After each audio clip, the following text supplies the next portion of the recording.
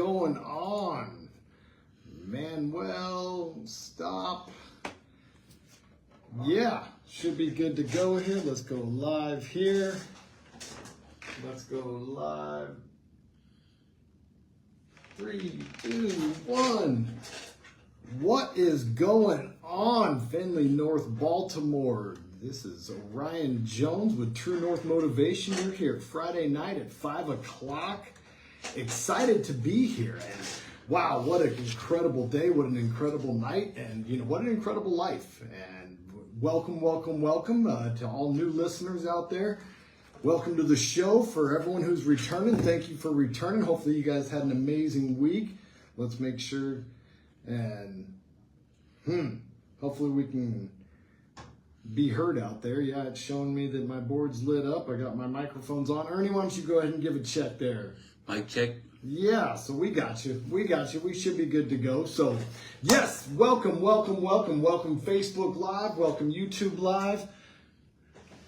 Welcome all parties. We are ready to go here. I'm Orion Jones. I'm your host. I'm the owner of True North Motivation. And you're here on WLFC 88.3, The Pulse, North Baltimore. First things first, we got to get just a little bit of housekeeping out of the way as we discuss our nonprofit organizations that we work with here. And today we're going to talk about the Cancer Patient Services. Their mission is to provide compassion support to Hancock County cancer patients and families through their journey. Volunteer opportunities are office volunteers, answering phone calls, greeting clients, fill out documents, event volunteers, and you need participants in signature events, help set up and tear downs, and committee members contributing to time and talents. So, wow, just another amazing organization. And yeah, come check out the Cancer Center Patient Services if you'd like to help contribute to them. So, we have an amazing show for you tonight. I have a special guest, Mr. Ernie Hayes. What is going on, Ernie? Yeah, how you doing? Good, great to be here. Yeah, we got to speak up so we can get heard up there. Great to be here. Let me clear my throat. Yeah. I know you're a softer spoken man. We're going to give a quick background on Mr. Hayes. Hold up here. Let me see if I can clean off my phone right there. We got some stuff on it. Hopefully that works out better. There we go. We're still live. All right. So, Ernie and I met a while back, like 3 or 4 weeks ago, from a mutual friend named Bruce Bogowski. Shout out to Bruce if you got your ears on out there. Ernie's testimony is just unbelievable, and what he's doing with his life now is incredible. And what his mission is to be able to spread the gospel, spread the word, and talk about his trials and tribulations and what he went through in the past that created the type of man he is today, the type of environment and the society that he's trying to contribute to in a positive way. Because just like me, you and I have chewed some dirt and not lived the best lifestyle in our life. But yours, I always say, walk a mile in a pair of moccasins in somebody else's shoes before you can truly understand them. And Ernie and I have talked pretty extensively about his story, and I've heard some podcasts of his. And now his goal and dream is to be a motivational speaker and to spread the word and to be able to just help others, right, Ernie? Yes, trying to help others, help them from the past. You don't have to. I've come from a bad past as well, and we don't have to stay there. And it all starts with surrounding yourself with the right people. And that's what it took for me to finally realize, hey, I got to get away from some of these knuckleheads, because I was a knucklehead too. Right. Show me your friends, I'll show you your future. Yeah, I had to get away from these people, and I had to surround myself with better people. And today I go to a great church, and I surround myself with a pastor. The pastor is had a little neck surgery, so he's homebound for a couple weeks. So when I got rained out, and I'm like, hey, Pastor, can I bring you breakfast? Because I want to get around him. I want to stay around him. Right. Stay around people like that. Stay around people like yourself. People like Bruce Bogowski. People like Josh Eck for the Heavenly Pizza. People like that. Oh, he's an incredible I just like surrounding myself with people like that, and just and it makes my life. I'm so much happier, so much content. I live a lot better life than I don't have the worries. I don't have the the discontent, the depressions, Well, and let's peel back the layers of that onion just a little bit more about your past. You were raised in a tough life in a Yes. trailer park. You had to basically fight for survival. Yeah, I lived in a trailer park in South Miami, and it was pretty dysfunctional. I had to fight all the time. I fought people in my family were abusive. I used to have to go to school, get abused. I have to fighting in school, fighting just to go around. You know what I mean? The kids in the neighborhood, we're all a bunch of people, the low class people with, you know what I mean? So it's it's low class And that people. was your influence. Yeah, that was my influence. That was who surrounded you at that time. That's why I learned. That's why I learned how to. This is the people So even after I left the trailer park, I stayed the trailer park mentality. I stayed. I wanted to get away from that, but it still was there. Everywhere I go, That's all you knew. Yeah, everywhere I go, there I am.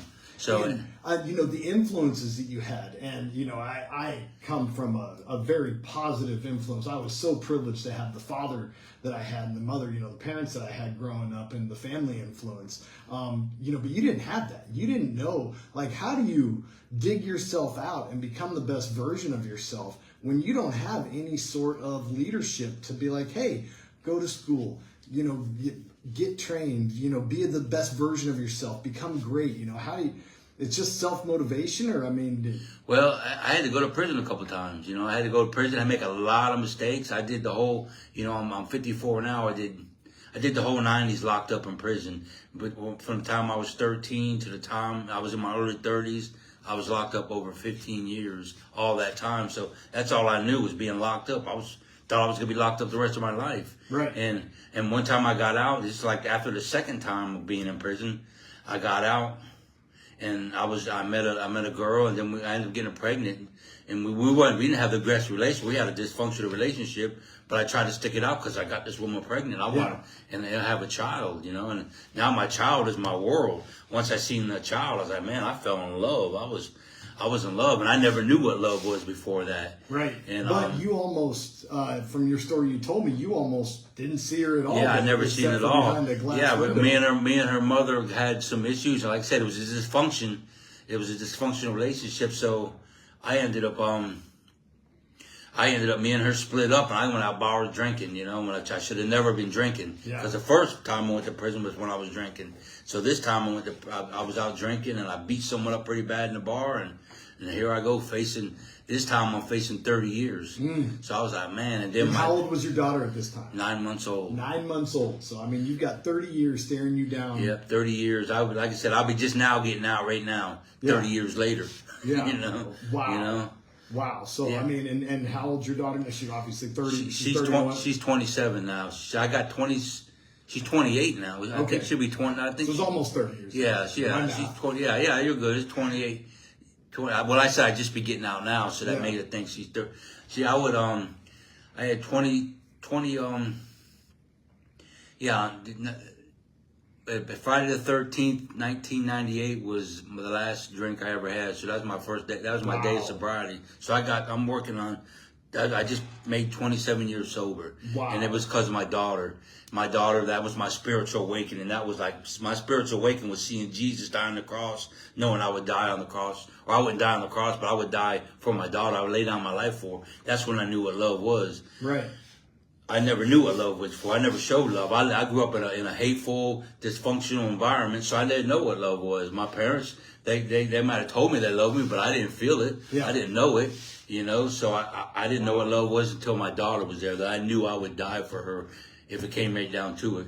I would give her in my heart, so that, and then, and I knew I was facing, I didn't get the time, but I knew I could never drink again. And I wanted to make sure I was always there for her.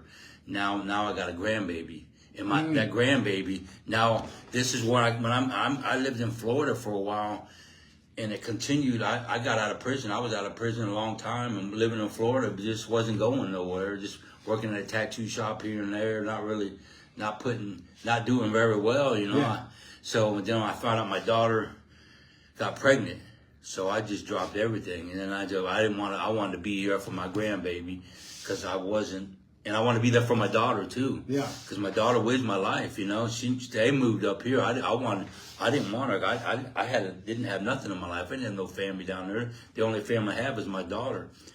Other than my sisters and my brother, sisters and brother, they got their own life. But my only family at the time was my daughter. So I just dropped everything, and it's like I sold everything I had. Not that I had a lot, but I sold everything and jumped in an old S10 truck and drove it up here. Made it up here, huh? Yeah, well, I didn't make it up here. It blew. The motor blew up in Kentucky. Luckily, I had family to come pick me up and bring me here. And I got dropped off here in Findlay in August of 2015. Wow. Yeah, and I had a little bit of cash. I actually in Georgia the freeze plugs went out, so I had to stop and get the freeze plug fixed, and that cost $500. So I was like $500 there, and for a vehicle that then blew out on you. Yeah, then not too long, maybe 2 days later, the motor blew up. You know. Wow. So yeah, so I was. So I mean, do you feel? I always say on this show when I'm talking about being grateful and being gratitude and having gratitude in your life, and that things happen for you and not to you. Yeah. It's moments like that it's hard to not say, God, why is this happening to me? I'm trying to. So I mean, because you were sober at this time. Yes, right? I was sober. I've been staying. I was sober. Yes, like man, but I started a positive. Just started thinking, you know. I accepted Christ, and I continued to stay positive, even despite. I stayed positive, but I continued to surround myself with the wrong people in Florida. Okay. I didn't know, you know what I mean. So, but even when I moved up here, when I first moved up here, I gravitated to the same people. Yeah. I gravitated to the knuckleheads. I stayed positive. You know what I mean? I know I could do it. I could do all things. I kept telling myself I could do all these things. Yeah. I had Christ in my life, but I didn't surround myself with people. I mean, and show me your friends, I'll show you your future. Yeah, you know, and that pretty is much such a true statement of, you know, show me the people that you surround yourself with, and I'll show you who either you are right now or who you're going to be. And, you know, it's so right. But, you know, what I want to stress on is that so many times in life, you know, you live your life in this bubble. And, you know, my world of how I was raised and what I surround myself with. And then I would never, ever have a conversation with you. And, you know, we would never be able to interact. And then I would judge, you know, and that's what people do. And I'm trying to capture a broad brushstroke of people, how they view others. And you know, as I've gotten older, it's so important that the way that I view human beings as valued, regardless of what level they are, where they come from, because, you know, your story is just incredible, Ernie. And if I were to think, oh, well, you know, I'm better than you, or, you know, what you've been through, you know, we don't relate. We're human beings, and we're both children of God, and we're both equal on all platforms when it comes to who we are. You've had a very tough life and been dealt a very tough hand. And for someone and all people out there, I want you to realize that when you look at others and you look down at others and you judge others and you cast stones, these are the people, and this is the type of heart that you're casting against, and you're actually taking away opportunities from men like Ernie to be able to become the best versions of themselves. Because how else are they supposed to know if their whole life they've been treated like dirt, they come from dirt, and then all of a sudden you're going to look down on them too? You know, and what opportunities and chances, and how many times have people, you know, because of your background and because of where you came from, you know, snubbed you or not giving you the chance because of, you know, like I said, how you were raised and where you come from. Yeah, a lot of it. Well, my daughter, that was a big eye opener. That was a spiritual awakening. I know I need to do better. I can't ever drink again. But then when my grandbaby was born, I was like, man, I cannot fail. I cannot fail my daughter. I cannot fail this little little girl. I can't. So I was like, I got a job. I went to the union. I was in a painters union for 6 years. And I continued to do tattoos on the side and worked hard and keep telling myself I will succeed, not giving up. Even, you know, it's hard to work a full-time job and do tattoos at the same time. Right. Because you're wore out. You got to be fresh all the time doing tattoos. Yeah. And and you work a manual labor job, like painting all day, and then you're supposed to be focused enough to be able to give a tattoo that night. Yeah. My gosh. And I did it. I did it for a while, and it always, you know, man, and I made mistakes. I made mistakes dealing with the wrong people when I first got here, you know. But I've learned, and when when I first got up here, I knew my daughter was pregnant. I knew I tried to get her, and I got her in church, and me and her were going to church a little bit here and there, and I continued to go, and I found a church, and I was trying to go every Sunday. Yeah. And I found a church. I was going to one church for a while. I was there 6 years and just realized, hey, this church ain't for me. Yeah. You know, I don't feel the love. I don't feel I'm being pastored.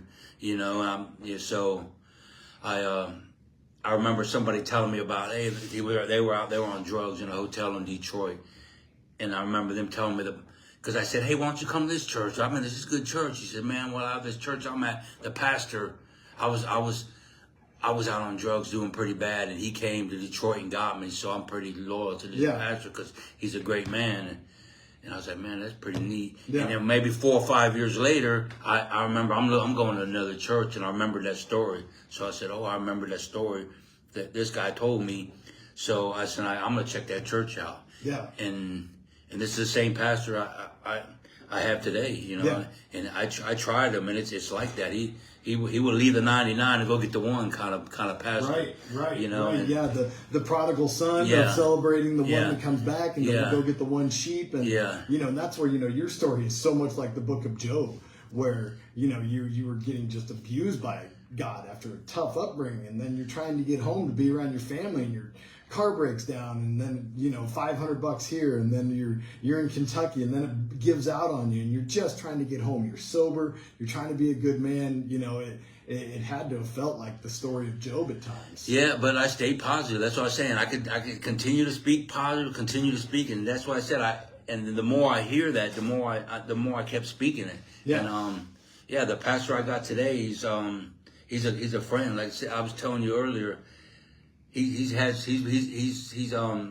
go. He had a little surgery on his neck, so he's healing. So he's down for a couple weeks, and I got the day off. And the first thing I want to do, hey, pastor, you want me to bring you breakfast? Right. You know what I mean? Right.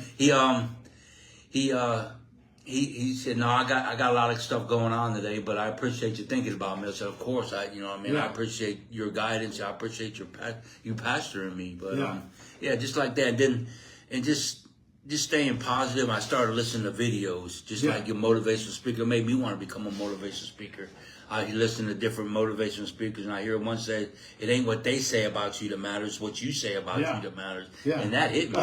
I love the line that what other people say about you is none of your business. Yeah. You know, and that's from Steve Harvey is where I heard. Yeah, I've heard that. I've heard quite a few other people say about that. I've heard. Yeah, I used to say that before I ever know it. Yeah. What you think about me is none of my business. I heard that. Your opinion of me is I heard that when I was in prison, and that really stuck with me. Yeah. You know, I heard that. And that's that judgment thing. And Yeah. that's where, you know, it's so hard to have high self-worth and high self-value when you come from the background that you came from, and you felt like that you've been judged, or you're in prison. Like, and how do you keep that positive mentality about yourself? You know, that's just incredible that you have that capability to look and to change, and to say, you know what, I'm going to stay positive, and I love the Lord, and I know He's got my back, and I know, you know, what is that, Jeremiah 29:11, you know, the plans I have for you, the plans to prosper you, the plans to not harm you, and to give you hope in a future. I mean, that's no problem. Sorry, That's all right. And so I want to dive down a little bit more into today. So you're running a tattoo shop, and you also coach and teach boxing. I know you've got a boxing background. Now, did you box professionally? No, I never really, never really boxed. I just learned. I boxed. I trained with I trained with some professionals. I trained with Buddy McGirt Jr. and I trained with Travis Bass out of Vero Beach, Florida. I trained with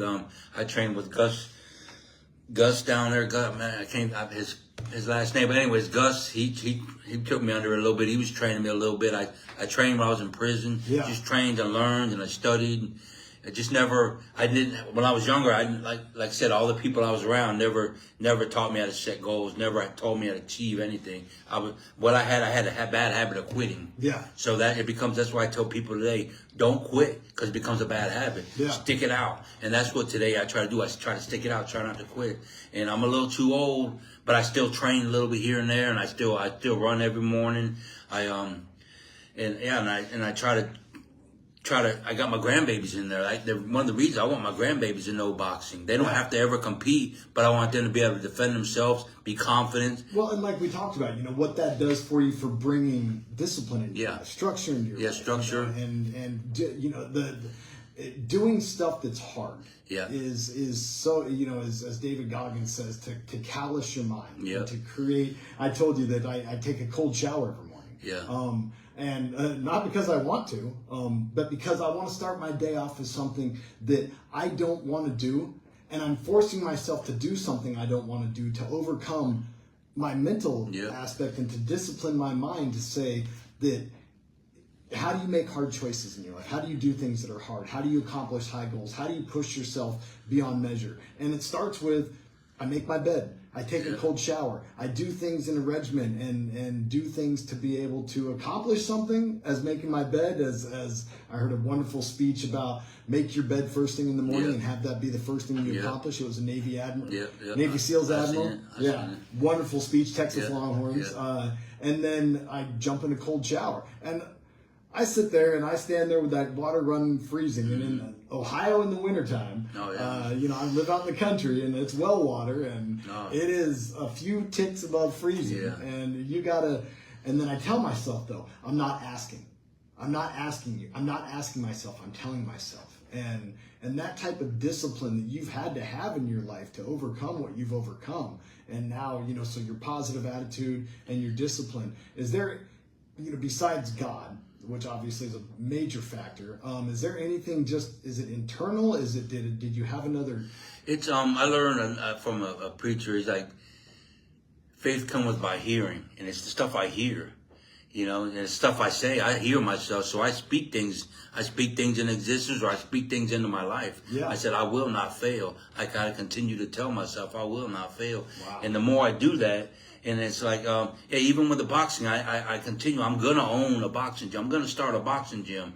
I started out with a heavy bag. Yeah. I moved here. I had a heavy bag hanging in my living room, and I lived on a little house, in a little apartment in George House. This is what I want to do. Yeah, I was just one little heavy bag and a speed bag that I bought from working, and I carried that stuff around. I started accumulating weights, working with weights, and now you've expanded. Now we expanded. We got do you have a ring? Yeah, we got a ring, heavy bag, speed bag. I have a professional fighter come in my gym the other day. She said, "Man, this is the nicest boxing gym I've ever been in." Really? Yeah, and it's because it's small, compact. It has everything you need for a boxing gym. Now, who are you training and who are you letting in now? Are you trying to help? Yeah, I try to help. I try not to train anyone under 10 years old. Right. And I'll train anybody up to 90.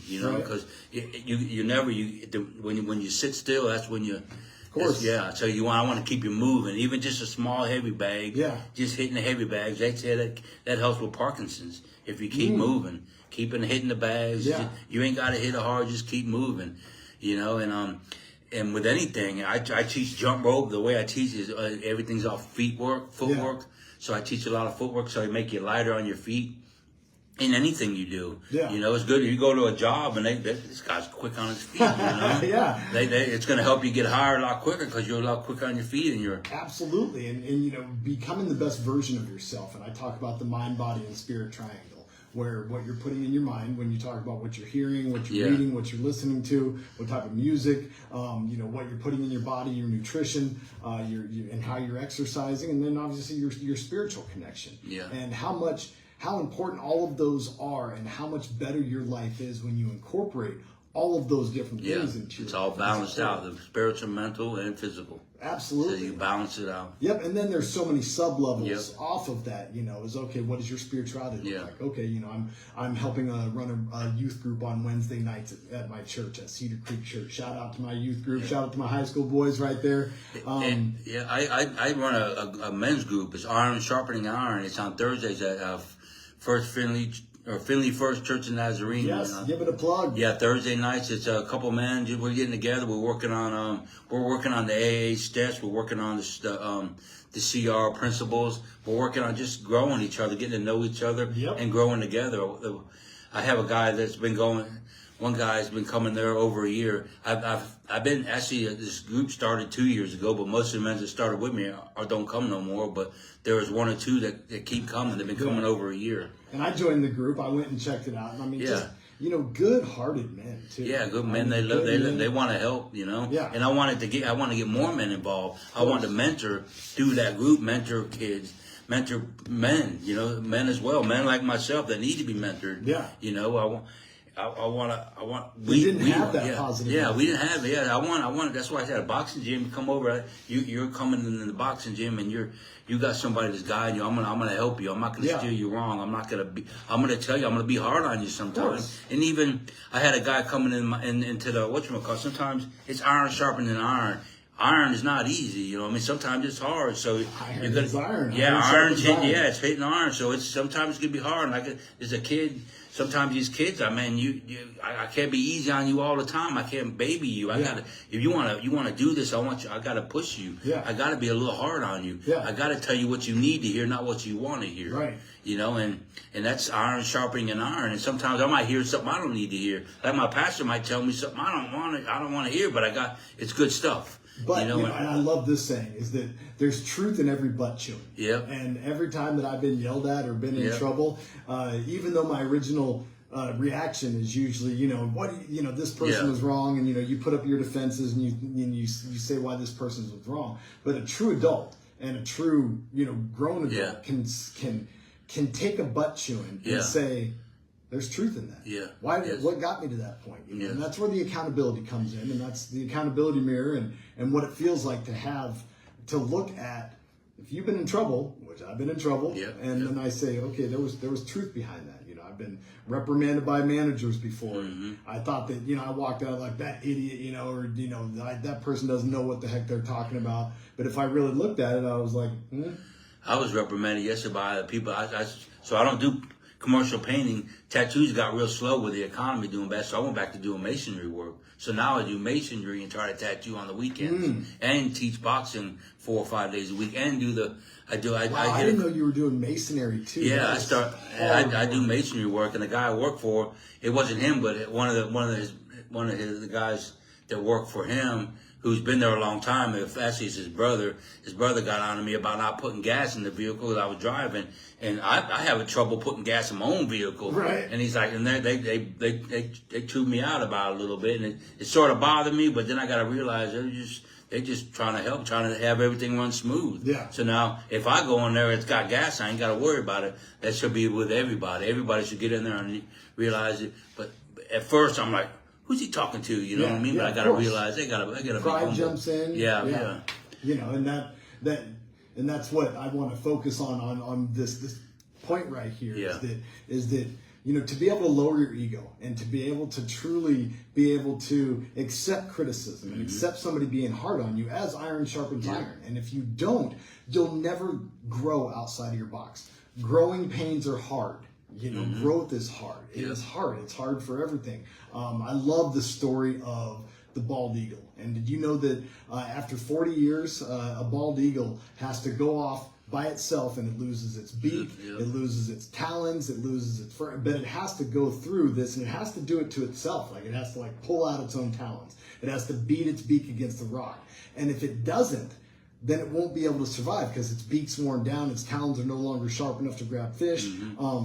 But once it does that, then it survives and thrives for another 30, 40 years because you get the brand new beak. And so it goes through this growth cycle to become the best version of itself in the second part of its life. And that is what I relate to more than anything. Yeah, and I relate to taking the weights. They say you punch and weight, but if you just go weight, it's not hard. Yeah. But when it starts struggling, the struggle is when you grow. Nice. If you're not struggling, you're not growing. You're not building muscle. You got to struggle. You got to push. Sometimes you got to have someone there to help you struggle. Yes. So and pushing yourself. Pushing yourself. If you're only there to be somebody's friend, then you're never going to push them to be the best version of themselves. And that goes along, and I've said it lots of times in this program, is that as a head college baseball coach, that I had to learn what it was like to not be liked, to push my players to the point past what they thought they could get to, and force them to be the best versions of themselves through growth. Yeah. And like you said, growth is hard. Yeah, and just with the kids that I train. Like I said, I train them all ages, but the kids that are young, they like I said, they think I'm hard on them, but I'm just trying to help them. I want you, hey, I needed somebody. I needed someone to guide me. You know, Right. I didn't have nobody. I got knuckleheads guiding me. Yeah. So I want you to. And one, I had a kid, and he's a great kid. He's a great kid. He keeps showing up. And one time he wanted to quit, and then I told his parents, "Do not let him quit. It's like I said, it becomes a bad habit." And they didn't. He said, "I can't believe he's wanting to quit this." And I was like, "Don't let him. Yeah. You know, you don't let him as a parent. Don't let him. Write that down, parents. Yeah. Do not let your kids quit.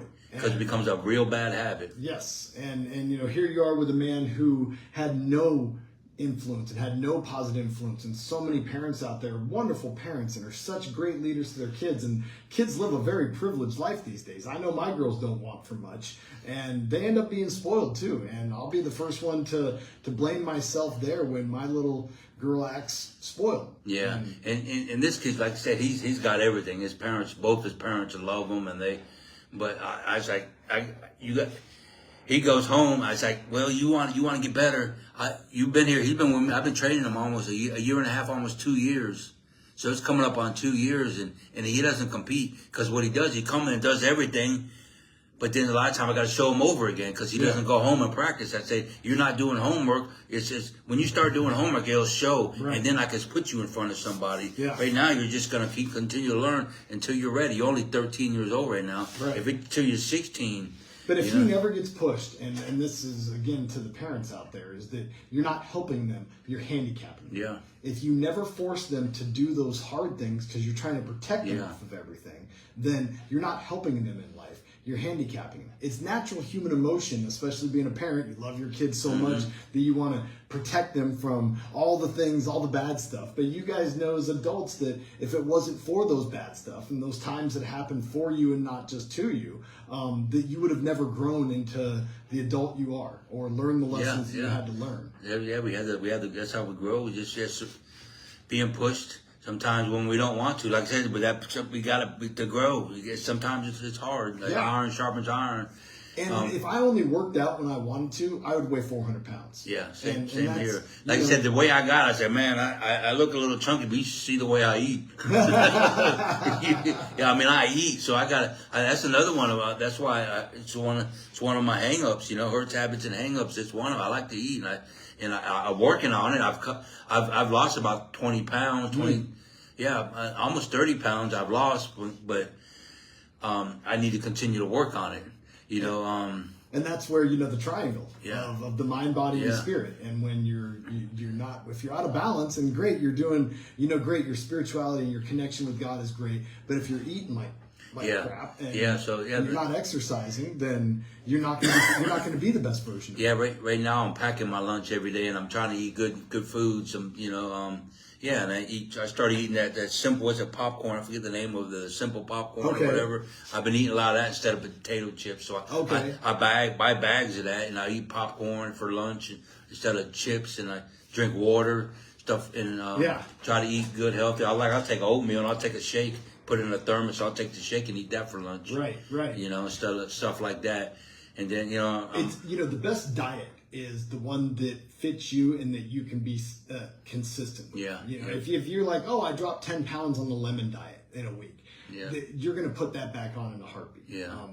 But with what long-term sustainability is, and here's the thing that I learned is, look, I can't carb count, I can't calorie count, I can't pre-buy all my own meal. I can't do all that stuff. And most of us can't. It looks great on paper, when you look at, then you're able to pack everything for the week. Yeah, it's not sustainable for everybody. No.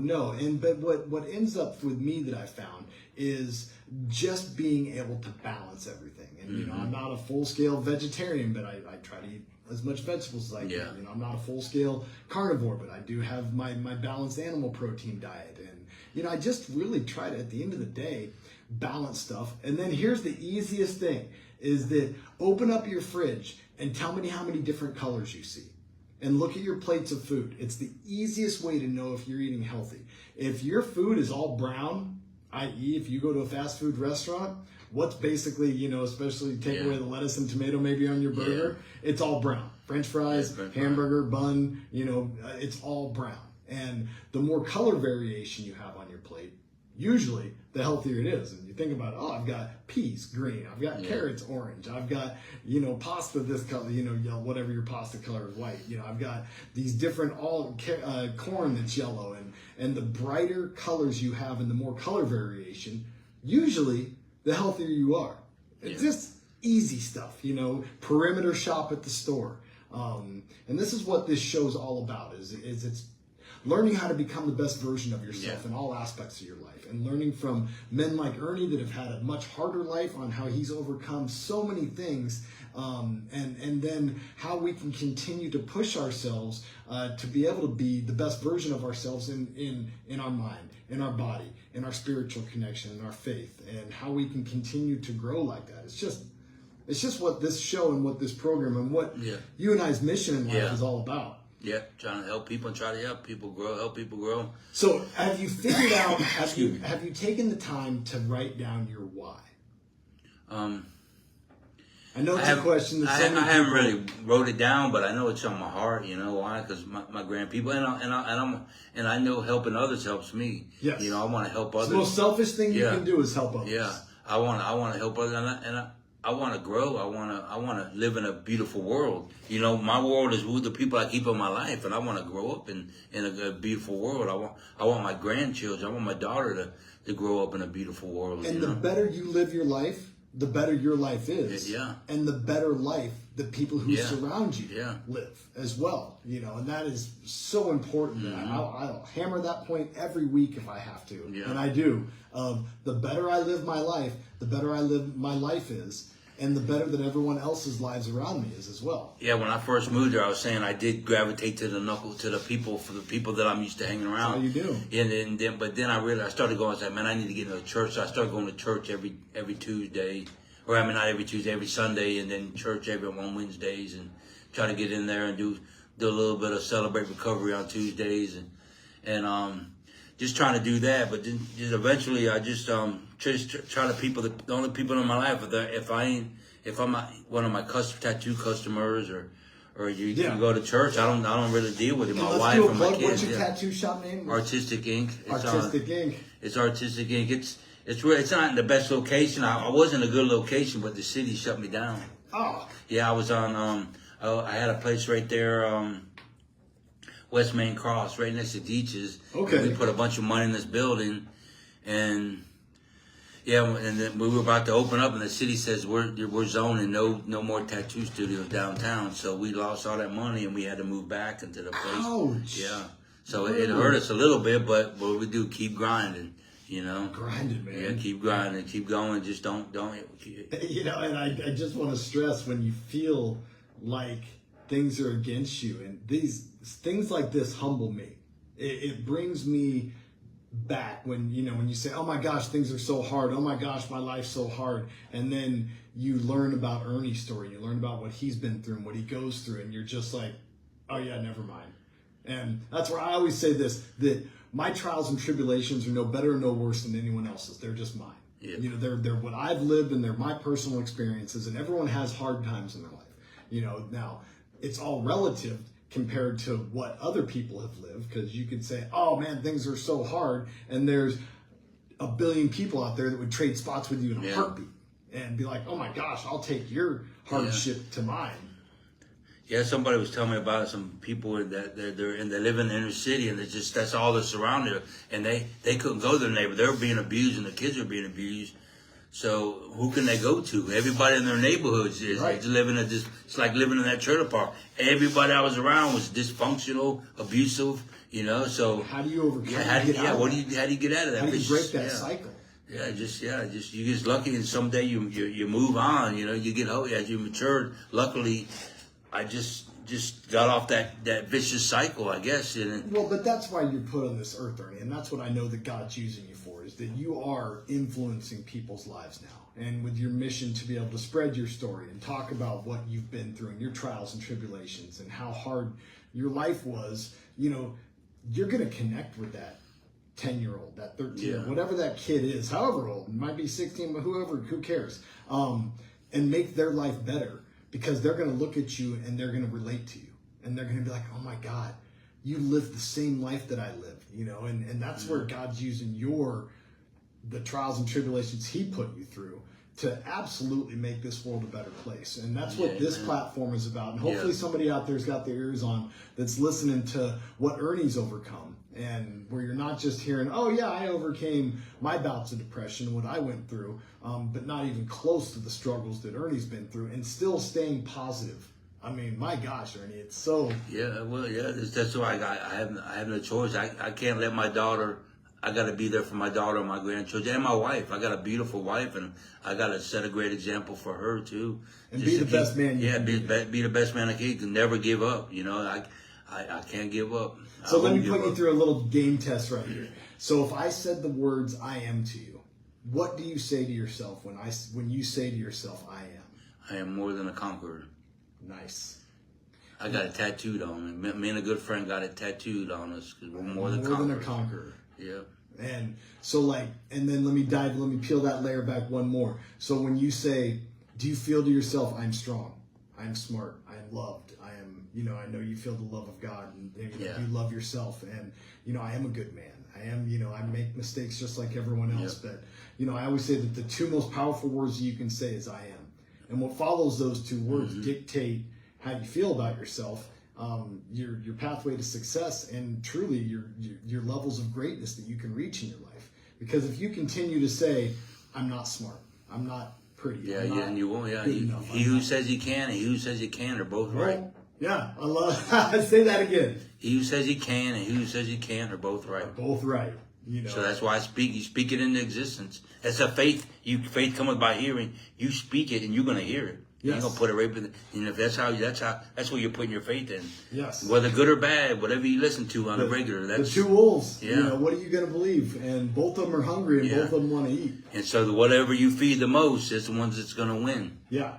And that's where, through my program and what my training is that I talk about self-worth and self-confidence, where that is what I believe is the fundamental baseline for why depression, the mental health crisis, the suicides are so high, because people don't love themselves at all ages. Because suicides have increased across the board. 80% of completed suicides in 2022 were done by men.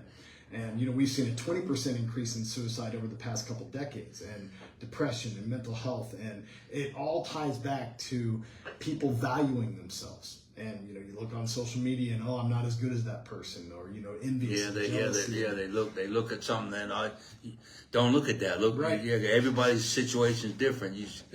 And it's like, so sometimes we got to get away from the hatred people. Because you're not gonna get love out of hate. They can't live in the same house. No, fear and faith cannot coexist. They can't. So you gotta have to. So some people, you say, man, people gonna hate regardless of whatever you do. Man, I don't know why they're hating on, because that's all they have in them is hate. Right. So sometimes separate yourself from them. Don't surround yourself with them. Yeah, just keep them to the curb. Like I said, even on my social media, if you're doing a bunch of junk or talking a bunch of trash, I'll unfriend you. I don't want to see that, because I use the social media to talk, communicate, run a couple of small businesses, and help others as well. So I don't want to go on there and see negative stuff. I don't want to hear about your thug life and everything. I'm not into that. How much would you agree or disagree of your self-worth? It starts with you. Yeah, it starts with me. It starts with me speaking in existence, telling me I'm worth. I am more than a conqueror. Because when I am a child of God. When you came up, though, you didn't have that. No, I didn't. No, and no one ever told you that. Yeah, I was like 13. I think I was 13 or 14 years old. I went to boys' school, and I was in and out of boys' school till the time I was 18. From the time I was 18, I was on the run from the law till I was in my early 20s, and then I was in and out of prison. I did 4 stints in prison. What else was your pathway going to be, though? Yeah, that's all I know. I didn't know how to get out. What am I doing wrong? It was just stupid stuff. Going to prison. Why am I going to prison again? Yeah. What did I do? I've even been in prison facing time. Luckily, I was in prison. I beat someone up pretty bad in prison. Somebody come over to me and says, man, I'm going to come back. I'm going to go get my boots. I'm going to come back and whoop you. And so I followed him in his bunk and whooped him, So all the people, the police didn't, or the guards didn't know. They didn't hear all that. All they knew is they see me, and he says, I don't know why he just came over and whooped me, So I was facing some time. I was gonna face some time because it was a charge, a new charge while I'm in prison. Yeah. So for some reason, at that same time, they took a whole bunch of people like at game time. They did away with game time. They brought a bunch of people back, and I was eligible for work release. So they snatched me and brought me to work.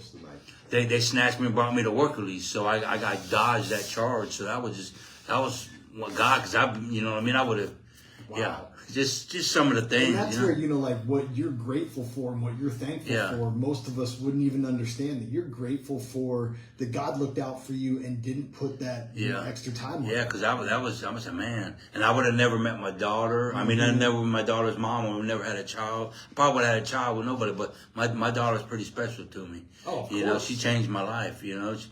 Yeah, and my that's granddaughter. What God bless you with. Yeah, my granddaughter, and my grandchildren. My wife's we got a granddaughter. She's a sweetheart. She calls me Papa Ernie. She loves me. She goes, you know. She lights up when I'm around. Now, how old's your daughter's daughter? She's your granddaughter? 9. I think she's 9. Okay. Yeah, I'm bad with ages. I think she's 9, but she's like I moved here before she was born. She was still pregnant with her, so I've been here in August. It'll be 10 years. Wow. So you've got to see her come up. I got to see her. I was there when she was born.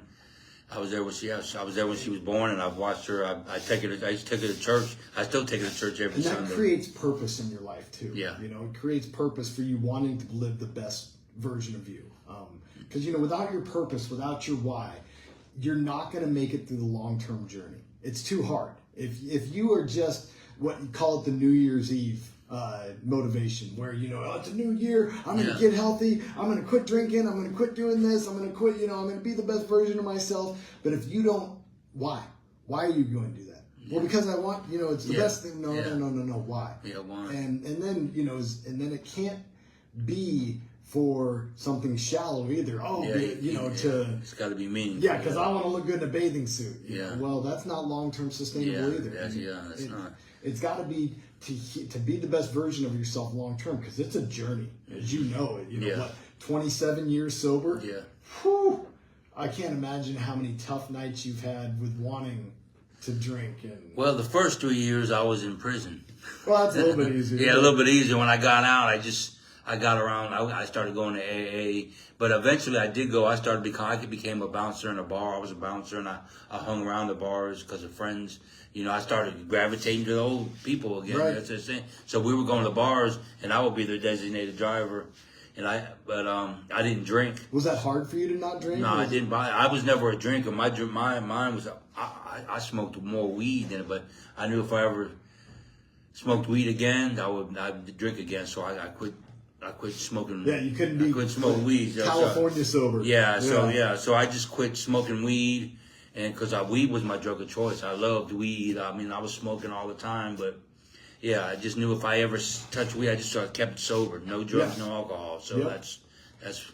Yeah, and I mean, clear head, clear heart, clear mind. And for your connection and your relationship with your higher power. Yeah. And I mean, it's just such an incredible journey of how you've been through and what you've came up from. And do you remember in your life ever being told, like as a kid, like you're worthy, you're loved, you're, I mean, did you hear that? Really. I'm sure my mother loved me, but she didn't. I mean, we were living in a trailer park. We were down. We were doing And if she didn't hear those things coming up, then she had a big family, and I'm sure that was a lot of dysfunction in her family too. It seems like it. I mean, it's not saying, because I got a sister, 2 sisters, and a brother. They've never been in any trouble like I have. Oh, really? So yeah, it's not.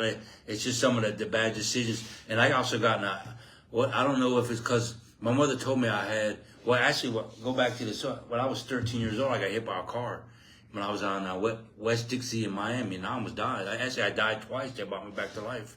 So I don't know if that's why I was a little bit different from all of them. I just growing up, I didn't learn nothing. I had trouble comprehending for a long time. I didn't get my GED. I went and got a GED when I was in prison. But from the time after that accident till I was in my early 20s, I still had that same 6th grade education. So I didn't learn nothing until I was in prison. I started applying myself and said, I want to change. Right. When I was in prison, and I started working on getting my GED. Right. And I mean, that sounds like that's truly when you started to value yourself. You started Yeah. to say, you know what, I'm better than this. I'm more than this. I don't want this for my life. I didn't. I did. Still didn't know how to do it, but Right. I knew I wanted something better. And it all started really this way. Like I said, I was violent. I fought all the time, and I was smoking cigarettes, and anyways, and I was walking in line, and someone stepped on the back of my foot. And then I turned around, he said something slick to me, and like, what are you going to do about it? I turned around and I whooped him. I whooped him pretty bad. And then, in the line. yeah, I was like, man, what? Because people say, you can talk a good game. I don't talk it. I'm about it. Right. Back when I was younger, I'm not Right. like that now. I'm a lot more peaceful. But Right. back in the day, I didn't have no sense. That's all I knew was fighting. Right. You know, my dad was a fighter. He taught me how to fight. Well, he didn't teach me how to fight, but he taught me how to take a whooping. Right. You know what I mean? So Well, I not was, to put it up was the like, yeah, hand. it's whoop, there be whoop. So that's first thing you talking about fighting. Ain't no waiting around for it. And that's just the life I lived. Yeah. Maybe not everybody lived that life, but that's just the life I lived. So I turned around and then they put me in confinement for like 2 weeks. You were in solitary confinement? Solitary confinement 2 weeks, and I didn't have no cigarettes. So when I got out, I said, I'm never smoking again. Okay, so that helped break So you. it helped, but by then I had never accomplished nothing. No goals, never ever able to. There's no way I could ever quit cigarette. I didn't have it in me. Right. But once I did, I said, I'm never picking up a cigarette again. And once I did that, I was like, well, I can accomplish something. And then Yeah. I said, man, that's when I said, man, I could get a GED. I started working on getting my GED. So isn't that amazing? And you know, everything there are no mistakes, and you know there are no coincidences. And you know, I mean, although God was not trying to make you violent, you know, Yeah. that situation that He put you in right there was the first pathway. So getting put in solitary confinement happened for you, you know, and that's what I love that saying in my program of gratitude and being grateful and looking back at your life and saying things happened for me and not to me. That right there was a defining moment in your life. Yeah. That getting in a fight and getting put into solitary confinement was one of the best things, if not Yeah, it was pretty, one of the changes in your Yeah, life. You know? it sort of messed me up because I had to sit in. Because usually you go there. I was in the reception center. I just come from jail, went to the reception center. So usually you're there a week or two, and they shipped you off to your permanent camp. But I was in there months after that fight. They took months before they. So I sat in. So that it was still that time, but it was almost like it was just slow time. Right. Because I had no job. What they did was just they sent me out. I had no job. I was just in the reception center, waiting center. So it was like, yeah, I was there forever, but it was rough. But you know, I did. Have you touched cigarettes since then? No, I haven't touched cigarettes since Wow. then. How many years ago was that? I was maybe 21, 22 years old. Okay. Yeah. Yeah, I overcame dipping in my Yeah. life. I dipped. I was come from Laugerville, college baseball, construction. Everybody, dip Yeah, spitting, no, dipping, I had a Copenhagen in my lip Yeah. at 14 or 15 years old, Yeah. and you know I didn't quit until 25 years later. You know, Yeah. and it's been about 10 years, but nicotine is whew. Yeah, I used to smoke like I was smoking like an app. I had an addictive personality, like course. food, all kinds of the alcohol, drug, cigarettes. I had to have one. Yeah. I had to have one. So even when we were rolling them up, I was smoking a lot of them. Right. We've been in prison, you're rolling them up. So, Yeah. So I was like, man, I didn't really have. I had family out there, but nobody was sending me no money. So I was like, man, I might as well just quit. Yeah. You know what I mean? I don't want to have to. You know. Quit spending your money and Yeah, wasting quit it. spending money, and I didn't have money at the time. I ain't nobody sending me no money in prison, so I had to, you know, I wasn't gonna bum cigarettes the rest of the time I'm doing time. So Yeah, no, but I just quit. Yeah, and then that made you go, oh, if I can do this, yeah, I though, can do this. I can actually get a Yeah, GED. I could actually accomplish anything. I mean, that was like quitting cigarettes is like, man, there's no way you could be able to do it. It ain't in you. That's what I used to tell myself. But then when I did, I just said, I can do this. Let's just do it. Let's just do it. Let's Yeah. give it a try. And then we tried, and it happened. Yeah, no, I mean, I couldn't tell you how many times I tried to quit dipping, and you know, I failed. I just got to the one point where I was like, I'm just going to dip for the rest of my life because I can't kick this. I'm not strong enough, and you know, I was able to overcome it, and you know, that's addiction. It's so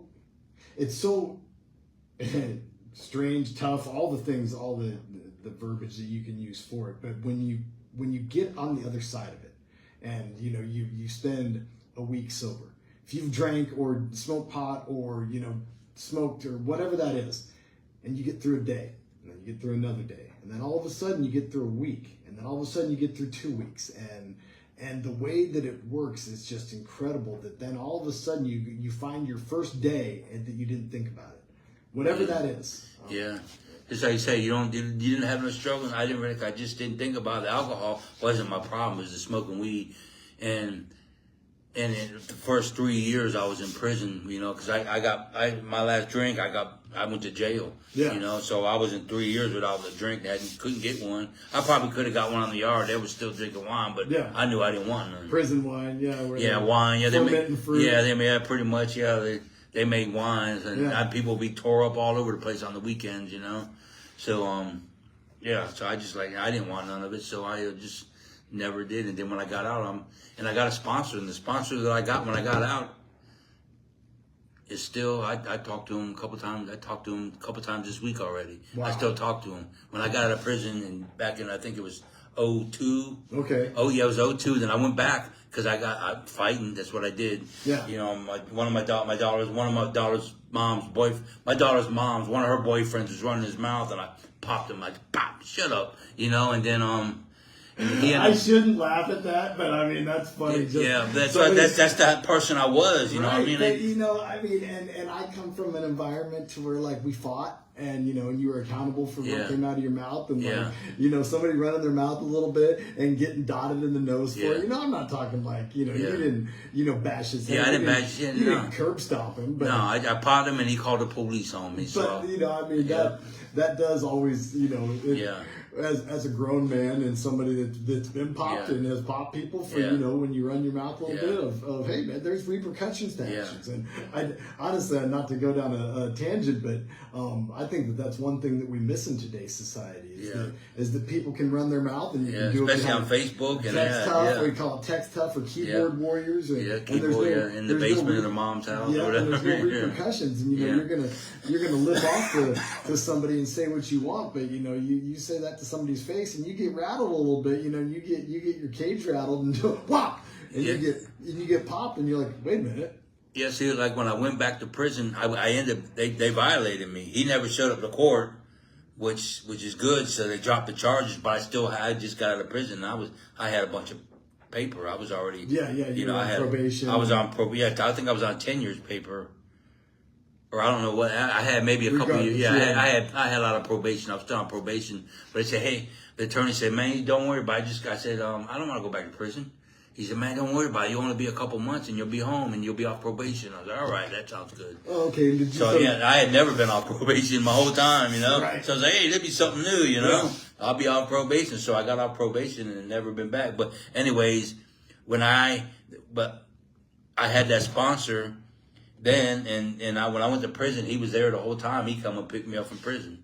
Wow. Yeah, just a great guy. And that's why I surrounded myself with the right people. Right. I kept people in my life, you know. I've always been able to look up to them. I always said, what would, you know, I think to myself, what would Tom do? Or what would Pastor Mike do? Yeah, you know? what would Jesus do? Yeah, what would Jesus do? But yeah, and it's just, you know what I mean, as far as guidance, you know. Yeah. That's what I even made a t-shirt, what would Pastor Mike do? Just nice. You know what I mean? Because because he's hit the guidance. And, you know what I mean? And not to take away, because Jesus is my Lord. But of course. Yeah, you know what I mean? Just being silly, and I think it's pretty cool. You know, I would ask my pastor for guidance, you know? Yeah. Or ask my sponsor. He's my sponsor, Tom. I ask him for guidance. What would my sponsor do? And how old are you now? I'm 54. Okay, so I mean, but at 54, you found men and people in your life that you can look to for mentorship when you've never had that before. Yeah, you're never too old to be able to, you know, surround yourself with great people and to be able to be humble enough to look at somebody and go, I don't care if I'm 54. I appreciate somebody being in my life that I can help look to as a mentor. And I need it. And that's why I left that one church when I said I had no love here. I didn't have no mentors here. You know what I mean? I reached out to people. Nobody got no time for you. Right. I was in there 6 years and I started, man, I ain't got nobody here, you know? You know what I mean? I reached out and I even talked to the pastor about it. I said, man, this is how I feel, and this is how I feel. Yeah. He said, oh, you're wrong, you know? So I was like, well, and then I even said, hey, I think I'm looking for another church, and nobody at that church reached out to me. So I was like, oh. After 6 years. Yeah, so I was like, I guess it's time to leave. Yeah. And that's when I found the church I'm at now. Yeah. You know, not that I'm talking bad about the church, but I mean, I just, No, but I needed your individual experience. Yeah, like I said, that church wasn't for me. So it's a good reason I left that church, because now I'm at the church I'm at now. Yes. And you know what I mean? They allow me to have a group on Thursday nights. They encourage me. Yep. You know, I show up every Sunday. People love me. They love me. They like to see me there. You know. Yep. If I don't show up, they're wondering what's wrong. yeah, what's wrong? Yeah. Because I post when I said back as like 3 or 4 years ago, I posted, hey, I'm looking for a new church. Yeah. And nobody said anything. But that same thing popped up in my memories, in the Facebook memories. Yeah. Hey, I'm looking for a new church. I shared it. And a whole bunch of people said, why are you going to a new church? No, this was shared for 3 years ago. Yeah. When nobody said anything. But now, the pastor, within 10 minutes, the pastor called me. What is that I seen about you? I said, Pastor, that was old. Yeah. You know, and a couple other people said, hey, what? Of your new church. Yeah, you my were new gonna church. do They care said, with. they care. Why you leaving? No, this is from old. Okay. You know what I mean? So it's pretty cool that, you know what I mean? Hey, I know Now I'm in the you right. found your home. You found your spiritual home. Yeah. So we're gonna have to be wrapping this up Yep. as we're getting to the top of the hour. But just to recap, Ernie, wow is the best word that I can use, and I can say this with my full heart. I look up to you. I respect you. I appreciate you. I appreciate what you've done in your life, what you've came from, and what you're doing. And I just can't tell you how much it means for me to walk a mile in your shoes and to know what type of man and the character and the morals and the ethics that you live with today, and how you're impacting the world in such a positive way. And thank you, man. It is. And I thank you. I thank you as well. You're positive as well. I listen to your motivational, the True North motivation. I listen to that. I've been listening to a couple different people. Yeah. And it's not rocket science. Have love in your heart and spread it and share it with the world. Yeah. And that's what I try to do. And whatever form that takes of, what my philosophy is, and there's a lot deeper things of what my program is and everything. But the bottom line, overarching premise is I have love in my heart, and I'm trying to share it with the world to make the world a better place. And I know that you're doing the same thing. Yeah, amen. And that's what purpose is. That's what why is. Yeah. That's what God put us here on earth to do. When you meet your maker, when you have your life review with God, that's going to be the number one thing. It's not going to be, did you make money? Did you all the material possessions? There's not a U-Haul behind a hearse, as I've said before. Yeah. It's none of that matters. It's how you treat others. Yeah. And the love that you have. How did you love? Yeah. How did you love? And did you love faith? And did you love was there an intent or a purpose behind it? Or was it pure love? Yeah, I said that one time because I made a shirt because I heard a pastor say, your eternity depends on how you treat others. Your salvation depends on how you treat others. Yeah. And I put that out. I put it on a shirt, and someone says, "No, your salvation depends on. It's not of works, but it's of faith without works." faith. Yeah, they start saying, "Well, that ain't true." And I was like, "Well, I mean, it is if that shows you have faith. If you treating people bad, you're not gonna make it to heaven. I don't care how much faith you have. Yes. You got to treat others. You got to love others. Yes. We're all connected. Yeah. There's no difference in between the drops in the ocean and the ocean itself. Yeah. We're individual waves of expression. But at the end of the day, once that wave crashes in, it's part of the same ocean. And we're made in the image of God, and we're made in His image and likeness. And I heard another great one today where imagine a glove, and if the glove without a hand in it, and the glove is you, and the hand is God. And if you just have a glove, it's empty. It's formless. It has no shape, but it's made in the image of your hand. Yeah. And so it fits your hand perfectly. And when you put your hand into that glove then becomes part of you, and you become part of it. Yeah. And the closer that you are, and that fit, and that you bring that glove to life. And that's the same thing, is that when you bring God and Christ into your life, and you bring that love into your life, it's putting on that glove and bringing that inanimate object that was made in your image, that was made in your hand, so that you live your life to that. The better you're going to be. Yeah. And this repeated message over and over and over again. The better you live your life, the better your life is. Amen. And the better life that people around you have.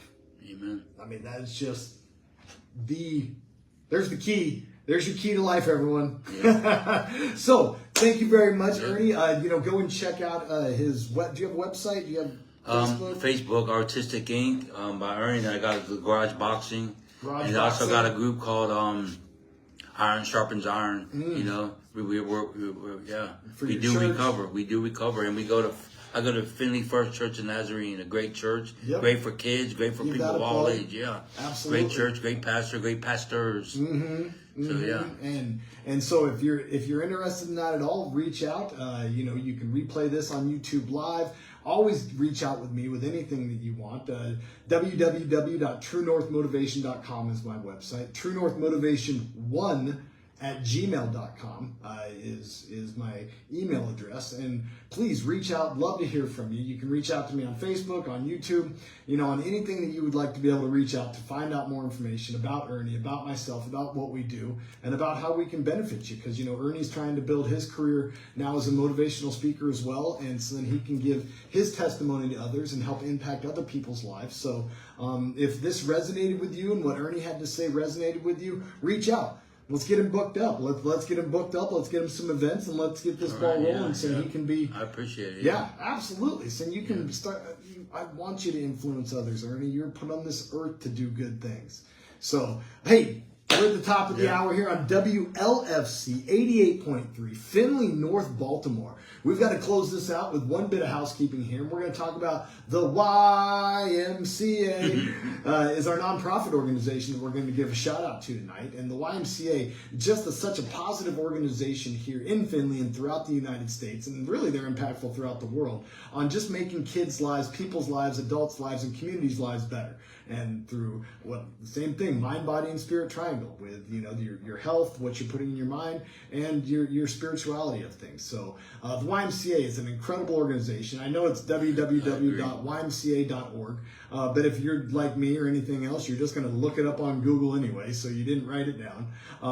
But yeah, Ernie, thank you so much for being here tonight. Thank you for having me. I appreciate it. Yes, and thank you everyone out there for listening. Hopefully you enjoyed it, and wow, what a testimony and what an experience. And remember, don't cast stones, don't judge. All right, walk a mile in somebody's moccasins before you even thinking about judging them. So yeah, have a great weekend, have a great night, be safe. We love you, and thank you.